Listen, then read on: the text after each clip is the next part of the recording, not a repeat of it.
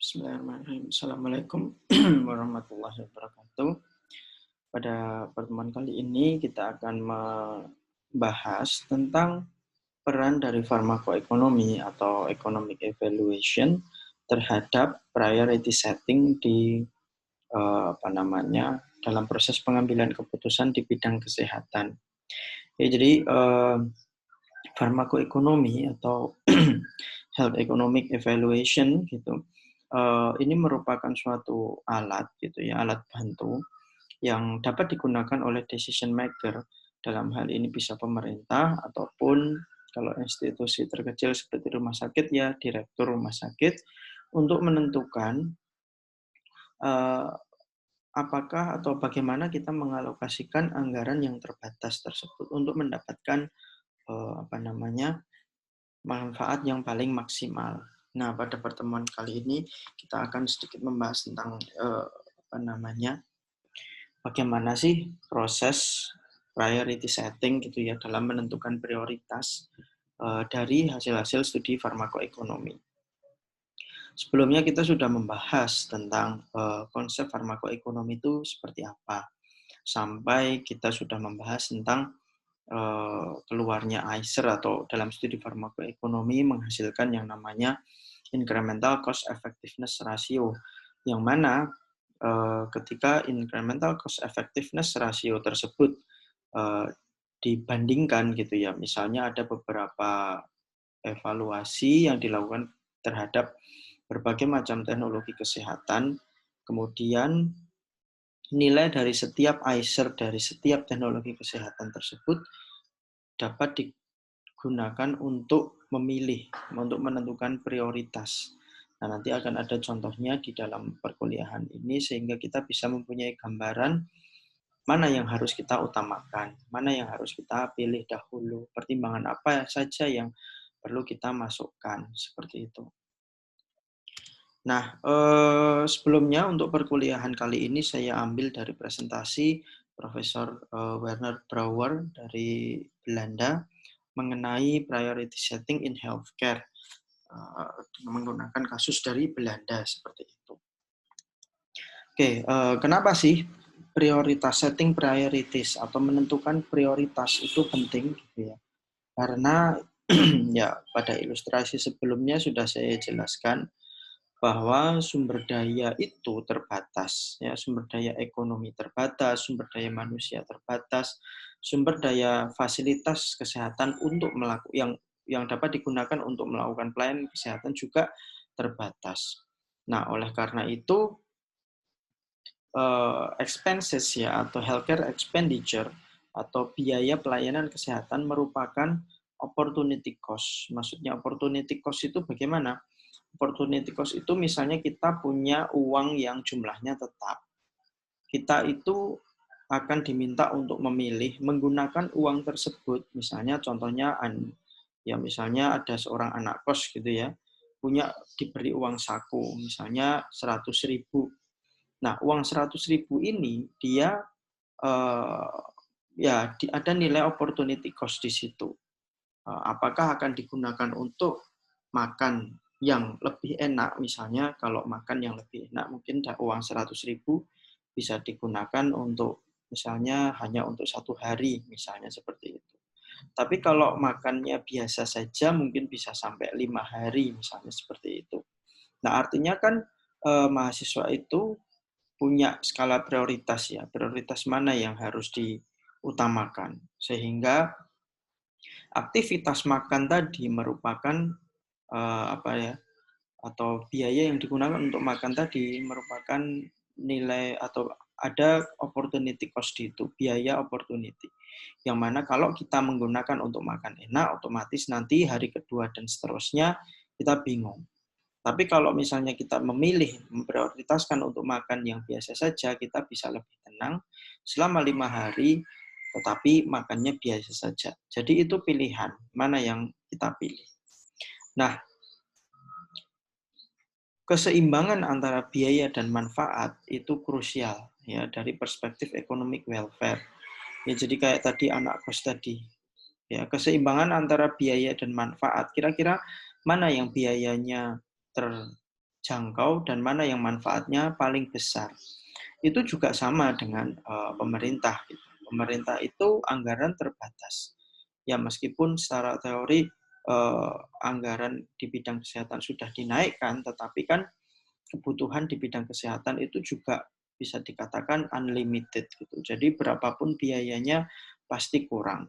Nah, oleh karena itu pemerintah harus memprioritaskan mana anggaran atau pelayanan kesehatan mana yang harus ditanggung dalam konteks ini mungkin di Indonesia pakai yang ditanggung oleh BPJS. Mana pelayanan BPJS yang harus disediakan dengan anggaran yang terbatas tadi. Seperti kasus kemarin pemeriksaan HbA1c ya untuk pasien diabetes itu sebelumnya kan mungkin tidak ada ya, atau biasanya kalau pasien diabetes itu kan kontrolnya pakai kadar gula darah. Sekarang ditambah HbA1c untuk menilai kepatuhan gitu, karena yang stabil secara konsisten baru ya kadar glukosa darahnya stabil secara konsisten dalam waktu beberapa bulan baru kelihatan HbA1c-nya turun. Tapi kalau glukosa darah itu misalnya besok mau diperiksa, mereka puasa, besok pas diperiksa mesti tekanan kadar glukosa darahnya akan turun seperti itu. Jadi HbA1c dipilih meskipun biayanya jauh lebih besar. Nah, itu kan merupakan hasil dari skala prioritas. Pemerintah memilih mungkin pemeriksaan menggunakan HbA1c untuk kontrol pasien diabetes daripada yang glukosa darah karena mempunyai benefit yang lebih besar. Ya, karena apa? Kalau misalnya HbA1c-nya stabil turun, otomatis prognosis dari pasien diabetes di masa depan bisa gangren, neuropati, nefropati itu juga akan berkurang gitu. Artinya apa? Beban secara ekonomi di masa depan mengenai kemungkinan pengobatan yang dibutuhkan oleh pasien gangren dan lain sebagainya itu juga sangat terbatas, bisa diturunkan seperti itu. Nah, namun ya fakta mengenai healthcare atau particular intervention yang sangat mahal sebetulnya itu tidak masalah selama apa benefit yang ditawarkan itu jauh lebih besar. Jadi di era HCKN ini harusnya harga obat yang mahal atau harga pelayanan kesehatan yang mahal itu sudah bukan jadi concern gitu. Concernnya adalah cost, total cost. Jadi total cost itu intervensi sekarang dan intervensi di masa depan. Seperti itu.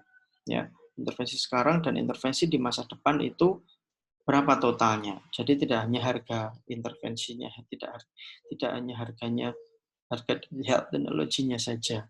Ya, jadi oleh karena itu health economics inilah alat bantu yang paling tepat yang bisa digunakan untuk menilai apakah suatu intervensi itu cost efektif apa tidak. Nah, secara umum kalau di Belanda sana itu ada beberapa kriteria yang digunakan untuk menentukan prioritas. Mana yang harus diprioritaskan terlebih dahulu daripada yang lain. Yang pertama adalah necessity atau keperluan atau seberapa penting kondisi tersebut. Misalnya apa? Serious of illness ya. Seberapa serius penyakit tersebut? Apakah mengancam jiwa apa tidak? Meskipun obatnya mahal, meskipun obatnya murah, nggak masalah gitu. Yang penting penyakitnya mengancam jiwa apa tidak. Ya. Sehingga ketika ada memang penyakit-penyakit yang mengancam dia yang serius ya membebani gitu ya itu memang perlu diutamakan. Kemudian reason for claim on solidarity ya jadi misalnya adanya solidaritas adanya berarti banyaknya pasien misalnya seperti itu juga penting ya karena nanti kaitannya sama banyaknya orang yang terdampak. Kemudian yang kedua adalah kriteria efektivitas. Ya, bagaimana seberapa baik suatu intervensi, treatment, program itu bisa memberikan efektivitas, bisa memperbaiki kondisi kesehatan suatu masyarakat, pasien ataupun populasi. Nah, itu seberapa bagus itu dihasilkan. Kalau memang itu baik, kalau memang itu bagus, berarti ya memang harus diutamakan. Kemudian yang ketiga adalah cost efektif. seberapa cost efektif ya suatu intervensi, treatment, program, kebijakan itu seimbang antara biaya dan efek. Ya, nah efek ini biasanya termasuk atau biasanya yang dijadikan parameter adalah kualis seperti itu. Nah, ini suatu pelajaran ya. Ada sebuah dilema ya. Ini ranking ya, chart mengenai cost per kualis atau incremental cost effectiveness ratio dari beberapa intervensi ya. Misalnya GM-CSF elderly with leukemia. Jadi pasien yang udah tua gitu ya, geriatri menderita leukemia. Kalau di terapi itu cost per kualisnya AICER-nya 235.000 US dollar gitu. Kemudian penggunaan IPO pada pasien dialisis, yaitu biayanya cost per kualisnya ya, nilai satu kualisnya, penambahan satu kualisnya adalah 139.000. Kemudian transplantasi paru ya. Transplantasi paru ini 100 ribuan. Kemudian treatment untuk pasien-pasien yang gagal ginjal kronis, gagal ginjal terminal itu sebesar 53.000. Kemudian transplantasi jantung ya itu 46.000 per kualis. Ya, ini adalah status unitnya cost per kualis ya. Maksudnya gimana cost per kualis ya? Sekedar reminder yang namanya cost per kualis itu adalah harga atau biaya yang harus dibayarkan untuk mendapatkan satu tambahan kualis. Ya, jadi kalau kita bicara kualis itu ya merupakan suatu unit universal yang dia mempresentasikan kondisi sehat paripurna dari seseorang selama 1 tahun seperti itu.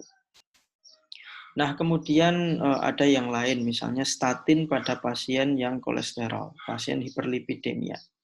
Berkolesterolemia itu 18.000. Kemudian PTA with stent, pasien yang stent ya pasang balon gitu ya. Untuk pasien-pasien kardiovaskuler yang mengalami penyempitan pembuluh darah. Kalau dipasang balon seperti apa? Kemudian terbinafin pada onychomycosis gitu ya. Onychomycosis itu semacam infeksi ya. Salah. Nah, itu sebesar 16.000. Screening kanker payudara 5.000 dan Viagra itu 5.000. Nah, di situ ada tanda-tanda yang berwarna merah. Kalau misalnya gagal paru-paru itu mahal sekali gitu. Kemudian yang jantung itu ternyata meskipun dia secara fungsi merupakan suatu hal yang sangat krusial, tapi transplantasinya jauh lebih murah. Kemudian yang paling bawah ini Viagra 5.000 kalau cost per kualisnya ini sangat murah ya. Tapi kalau misalnya kita sediakan Viagra ya untuk vasodilator ya, sebagai vasodilator itu nanti ya memang kalau secara teori cost efektif, tapi apakah iya gitu ya itu digunakan, apakah itu digunakan secara betul atau semestinya gitu ya. Jadi di sini ketika kita punya beberapa nilai AICER yang berbeda-beda dari setiap setiap intervensi, jadi kita kan punya gambaran ya, gambaran mana yang harus kita prioritaskan. Otomatis kalau dengan AICER yang jauh lebih tinggi, itu akan menghabiskan anggaran lebih besar seperti itu. Nah, padahal kalau di Belanda itu, cost per kualis yang diterima atau willingness to pay, nilai willingness to pay yang bisa diterima itu adalah berkisar di bawah 20.000. Jadi kalau kita lihat dari ranking ini yang bisa diterima untuk disediakan dalam misalnya kalau di Indonesia di-reimburse oleh BPJS itu yang statin ke bawah, yang ke atas secara aturan itu ditolak ya. Tetapi Ada beberapa kondisi khusus yang memang harus diutamakan. Misalnya apa? Heart transplantation, meskipun dia di atas, ya, di atas apa namanya, di atas WTP gitu ya, 46 bahkan 2 kali lebih dari nilai WTP, itu ada kemungkinan untuk dimasukkan ketika kondisi-kondisi tertentu. Misalnya apa?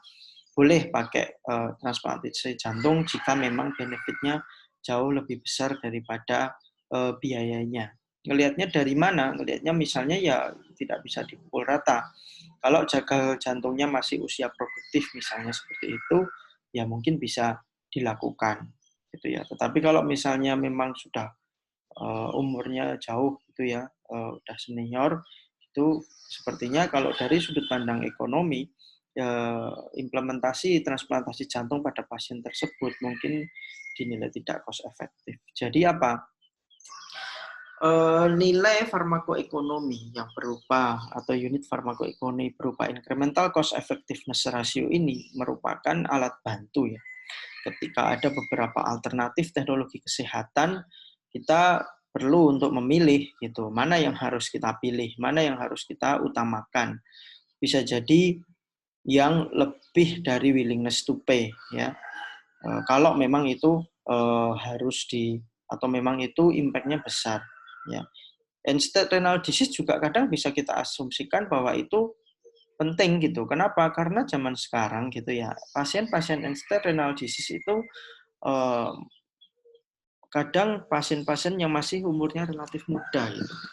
Nah, oleh karena itu perlu ada yang namanya pertimbangan. Jadi alat cost effectiveness incremental cost effectiveness ratio ini hanya menjadi alat bantu tetap keputusan dalam menentukan prioritas itu pada manusianya, pada decision maker-nya.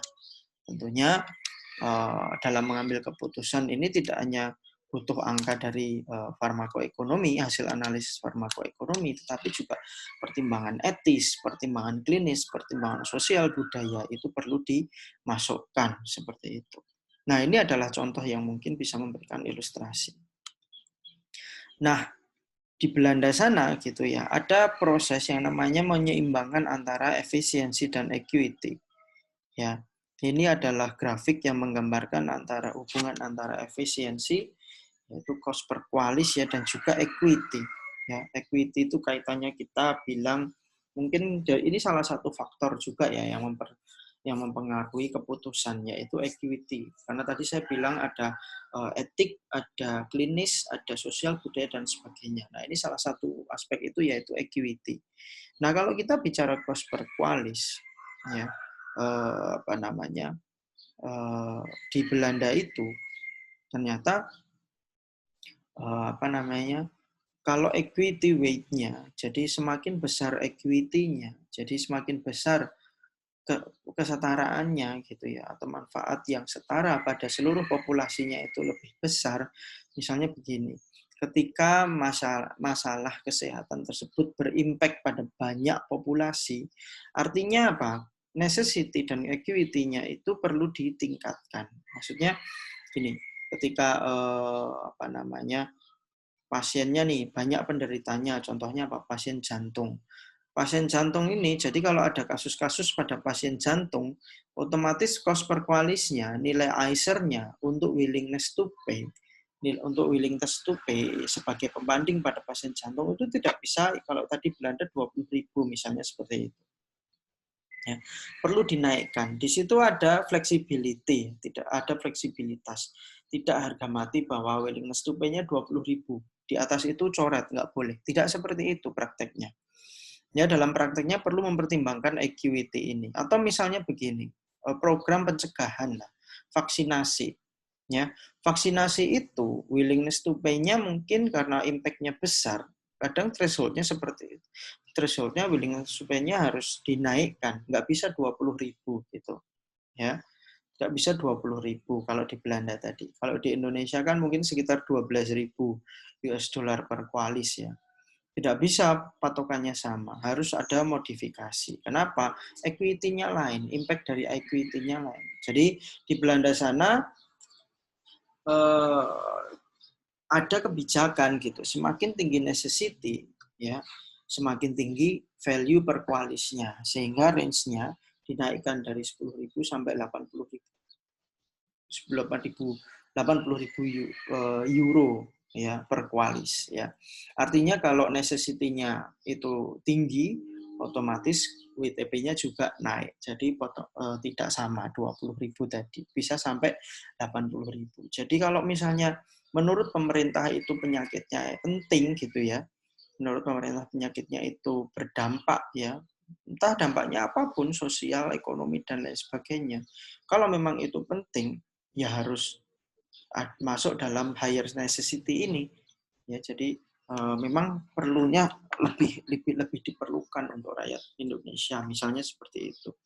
Nah, di Indonesia bagaimana? Belum. Praktek seperti ini belum, karena kita WTP-nya juga masih normatif.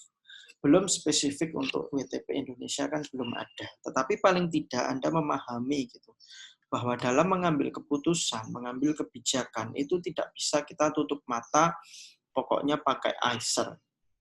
Ya. Kalau kita hanya pokoknya pakai ICER, tadi memang itu relatif lebih mudah ya. Kenapa? Karena ya sudah ada angkanya. Ya orang-orang farmasi senang kalau ada angkanya. Berapa persen threshold-nya? Ya. Kalau di bawah threshold coret, kalau kalau di atas threshold coret itu mudah itu. Tetapi itu tidak bijak.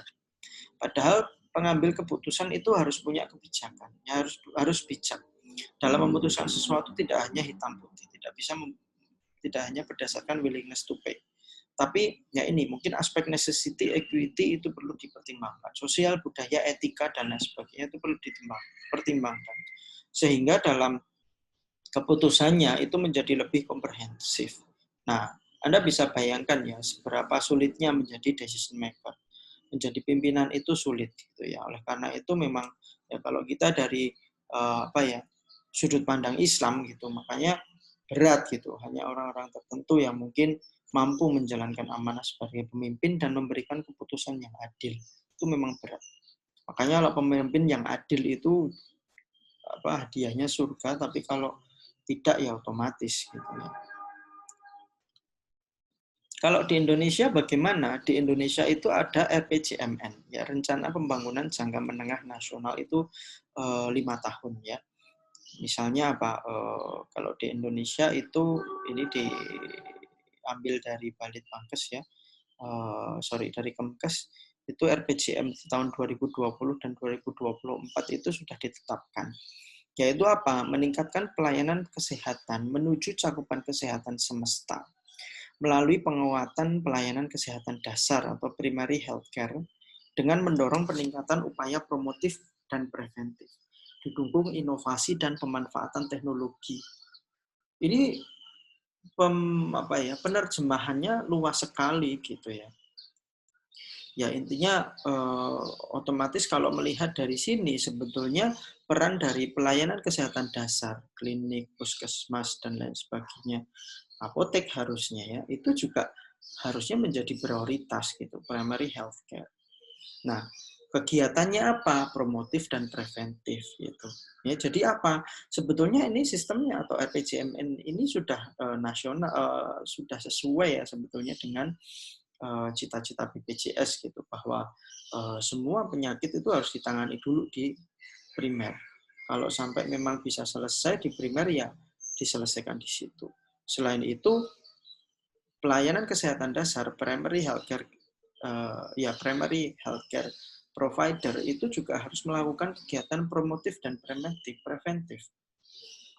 Melakukan screening, melakukan deteksi dini, melakukan vaksinasi, melakukan promosi kesehatan, melakukan edukasi, semuanya itu agar pasien merasa sehat seperti itu. Ya, tentunya. Nah, masalahnya pada saat ini kegiatan tersebut belum bisa dilaksanakan secara paripurna. Buktinya apa? Masih banyak rujukan yang diminta oleh pasien ke rumah sakit seperti itu.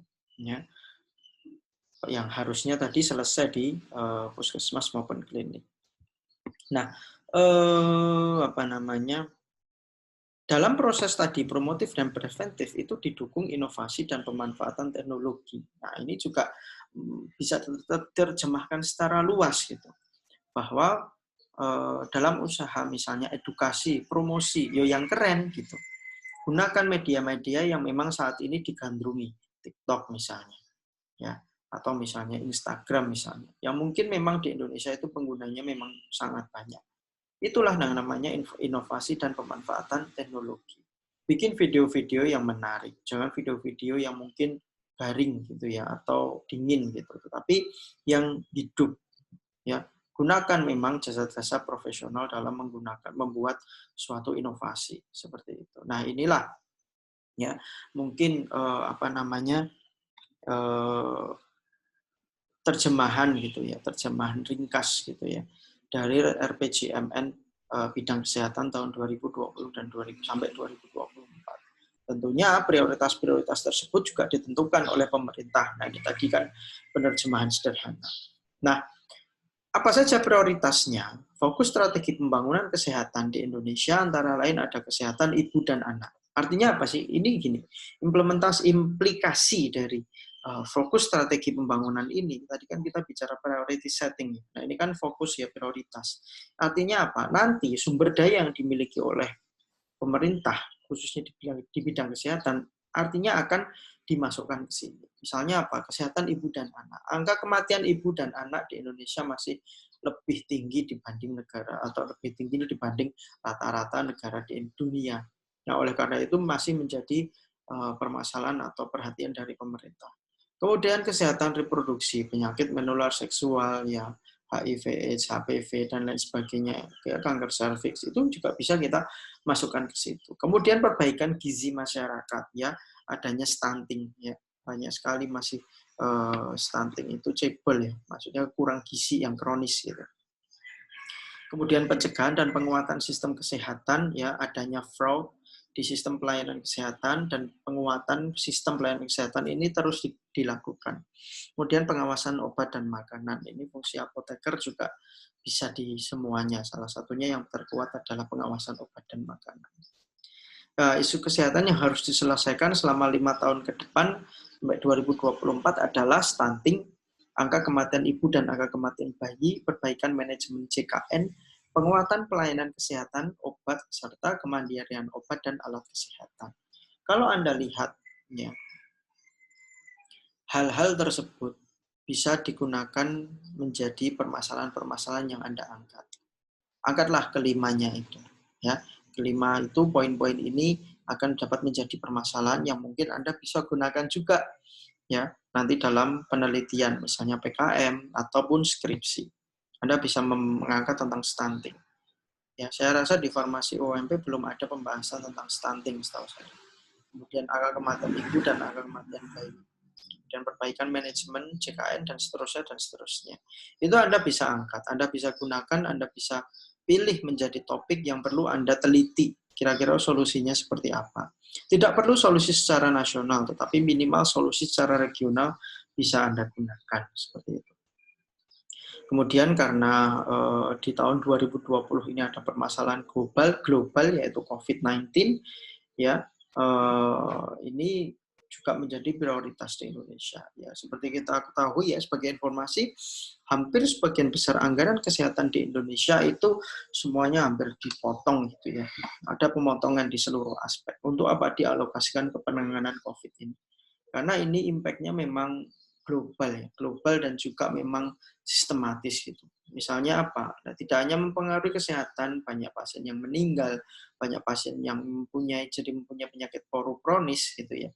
Tapi juga secara ekonomi karena ada ketakutan, ketakutan tertular, adanya stigma-stigma yang beredar, itu isu sosial juga naik, isu ekonomi juga menaik, ya omset pengusaha pada turun, ya UMKM tergilas seperti itu. Nah, itu Anda juga bisa angkat menjadi permasalahan-permasalahan yang memang harus diselesaikan seperti itu. Nah, itu tadi tentang priority setting. Kalau di Indonesia kriterianya ada 3 poin, high volume, high risk, dan high cost. Artinya apa? Volume, ya orang yang atau pihak yang merasakan itu besar. Risiko, ya tadi ya sensitif, ya berisiko tinggi. kemudian high cost yang memang pengobatannya mahal. Itu menjadi prioritas yang harus diselesaikan di Indonesia. Anda bisa memikirkan itu sendiri. Kira-kira permasalahan yang Anda temukan itu termasuk dari salah satu dari tiga ini apa tidak? Apakah dia high volume, apakah dia high risk, apakah dia high cost? Ya, itu jadi pertimbangan. Kalau memang iya, Anda berarti mempunyai permasalahan yang justifikasi untuk dilakukan studi farmakoekonomi atau untuk diselesaikannya itu kuat, justifikasinya kuat. Nah, di sini kita belajar farmakoekonomi, harapannya nanti kalau Anda banyak memahami, menguasai tentang farmakoekonomi itu bisa membantu dalam menyelesaikan permasalahan di era CKN ini. Kenapa? Karena farmakoekonomi menyediakan analisis kuantitatif, ya, yang tentunya tadi dapat membantu untuk proses prioritisasi, kan? Prioritisasi ya tadi seperti chart tadi ya, ranking tadi. Nah, kalau ada itu pemerintah akan jauh lebih mudah, meskipun tadi ada aspek-aspek lain yang harus dipertimbangkan seperti itu. Nah, ini saya cukupkan untuk kuliah pada pertemuan kali ini. Pada prinsipnya Anda harus bisa memikirkan mana yang harus diprioritaskan. Kalau Anda nanti bekerja dimanapun, Anda juga harus bisa menentukan mana yang penting, mana yang menjadi prioritas, dan mana yang harus diutamakan, seperti itu. Oke, silahkan kalau ada pertanyaan kita diskusikan di forum atau di komentar. Terima kasih, mohon maaf jika ada kekurangan. Bila taufiq wal hidayah. Assalamualaikum warahmatullahi wabarakatuh.